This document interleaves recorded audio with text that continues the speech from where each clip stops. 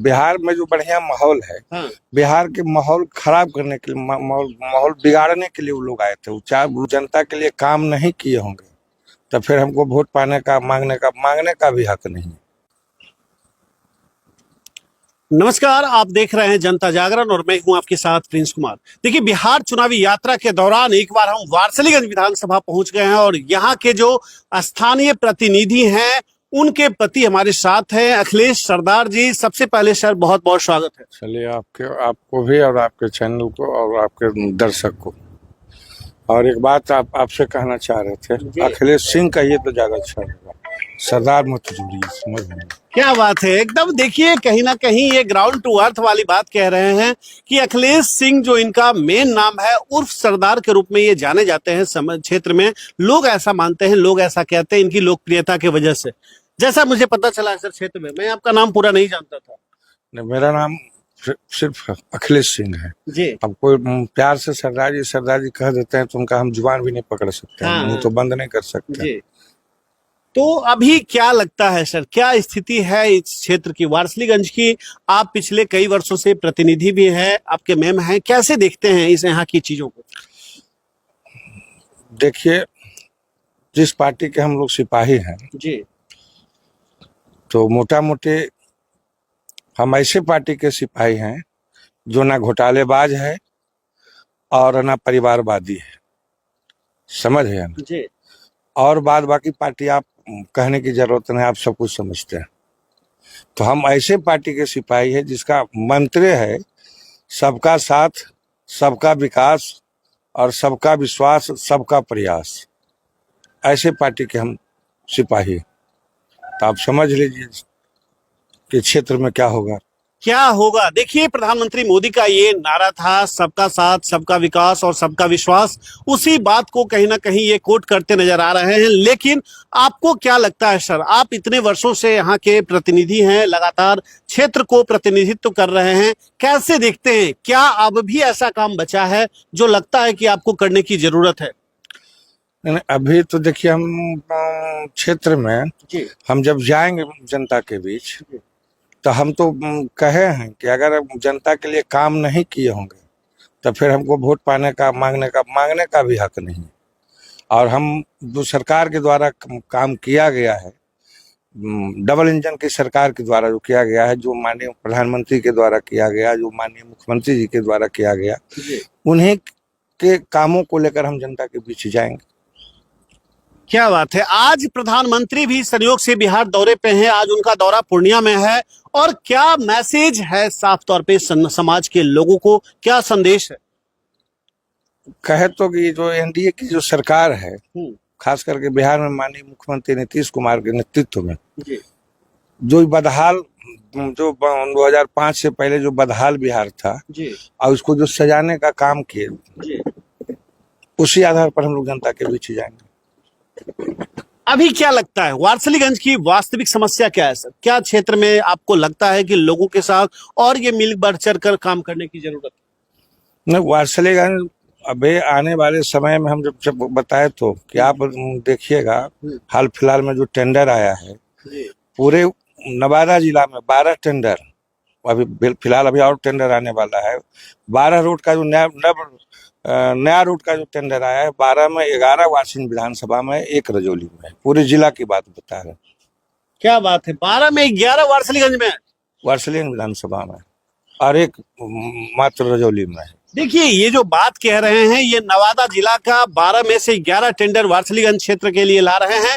तो जाहिर सी बात है, विकास की रफ्तार आप अनुभव लगा सकते हैं, अनुमान लगा सकते हैं इनकी बातों से क्या दिख रहा है। लेकिन सवाल ये भी है कि अभी कुछ दिन पहले राहुल गांधी, तेजस्वी यादव भी बिहार दौरे पे थे। क्या प्रभाव पड़ेगा इस बार चुनाव में? नहीं, प्रभाव नहीं पड़ेगा। उससे देखिए, वो बिहार में जो बढ़िया माहौल है, बिहार के माहौल खराब करने के लिए, माहौल बिगाड़ने के लिए वो लोग आए थे। वो चार लोगों का बस इतनी विजन था कि फिर पूरा बिहार जो है सो जात पात में रंगे और फिर वही दौड़, माने हिंसा का दौर शुरू हो। बिहार में हर जगह जो है सो बैकवर्ड फॉरवर्ड का हिसाब किताब हो, लेकिन कुछ उनका कोई असर नहीं है। आए थे बिहार को असंतुलित करने के लिए, समझिए ना। लेकिन कहीं पब्लिक सब समझती है और उनको बहुत गंभीरता से पब्लिक नहीं लिया। बहुत गंभीरता से पब्लिक नहीं ली। प्रधानमंत्री मोदी के मां को लेकर भी कुछ अभद्र भाषाएं का प्रयोग किया गया था, जिसको लेकर मीडिया में काफी सुर्खियां भी बटोरी गई। क्या देखते हैं इसको, कैसे अच्छा, तो आप अशिष्ट आदमी से क्या उम्मीद रखते हैं? जो अशिष्ट आदमी है उससे अभद्रता ही तो उम्मीद रखिएगा। और सबसे बड़ी बात है, ठीक है वो मंच पर नहीं थे और उनकी भी प्रधानमंत्री के दिवंगत मां को गाली दिया गया, तो कम से कम आप देखे होंगे कि दोनों दल, कांग्रेस हो या आरजेडी हो, उन लोगों के कोई नेता इस बात का खंडन तक नहीं किया। तो उसके अंदर से जब संस्कार नहीं, अगर कम से कम संस्कार और संस्कृति तो है ही नहीं, संस्कार भी नहीं, अगर संस्कार संस्कृति रहता तो दोनों दल के जरूर कोई न कोई नेता उस चीज को खंडन करता है। क्योंकि अब जो दौर है ये विकास का दौर है। गाली गलौज और जो इस तरह का जो हेडलाइंस पैदा करना चाहते हैं, वह दौर बिहार में नहीं चलने वाला है। देखिए, शांति का दौर है बिहार में, जैसा कि ये कहते नजर आ रहे हैं, लेकिन सवाल ये भी होगा कि आप युवाओं के लिए इस बार क्या विजन नया लेकर आ रहे हैं? युवा समाज को कैसे आप अपने साथ कनेक्ट करेंगे? युवा, जैसे हम एक बात आपसे बताते हैं जी, कि जब सूर्य जब उगते हैं, सूरज की जब रोशनी आती है तो सूर्य सबको भोजन नहीं देते हैं, लेकिन सूरज की रोशनी में हर आदमी अपना अपना काम करता है। बात समझिए, किसान है किसानी का काम करता है, दुकानदार है दुकान खोलता है।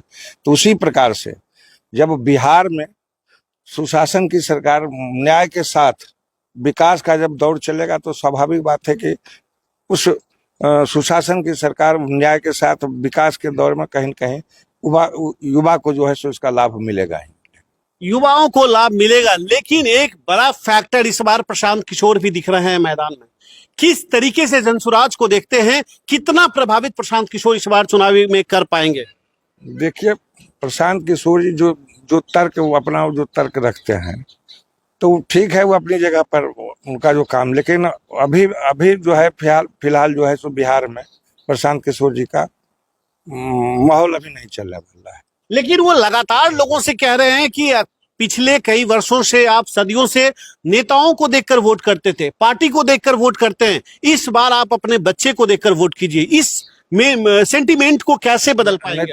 तो प्रशांत किशोर जी भी तो कहते हैं, आप देखे होंगे कि नीतीश कुमार पर व्यक्तिगत वो हमला नहीं करते हैं, नीतीश कुमार के पक्ष में बयान देते हैं। तो इसी से समझ लीजिए कि माननीय मुख्यमंत्री नीतीश कुमार जी का अच्छा काम बिहार में चल रहा है। जी, नीतीश जी का अच्छा काम बिहार में चल रहा है, लेकिन एक सवाल जाते जाते आपसे अंतिम में लेंगे कि क्या आप संदेश के तौर पे वारसिलीगंज विधानसभा की जनता के लिए अपील के तौर पे कहना चाहेंगे? आप संदेश के तौर पर ये कहना चाहेंगे कि चूंकि सामने चुनाव आ रहा है और जो बैड एलिमेंट्स तब हैं, लोग चाह रहे हैं कि पब्लिक में फिर किसी न किसी प्रकार के कंफ्यूजन पैदा करें, जिस प्रकार का भाषा का प्रयोग कर रहे हैं कि भूरा बाल साफ करो, पलना करो, इस सब तरह से वारसिलीगंज के माहौल को खराब करने का प्रयास कुछ लोग कर रहे हैं। हम लोग जनता से मेरा अपील रहेगा कि वैसे बहकावे में से बचना है, और जो हम लोगों का विजन है कि सबका साथ, सबका विकास, सबका विश्वास और सबका प्रयास, इसी मंत्र के साथ सब लोगों को चलना है। सारे लोगों से यही मेरा अपील है।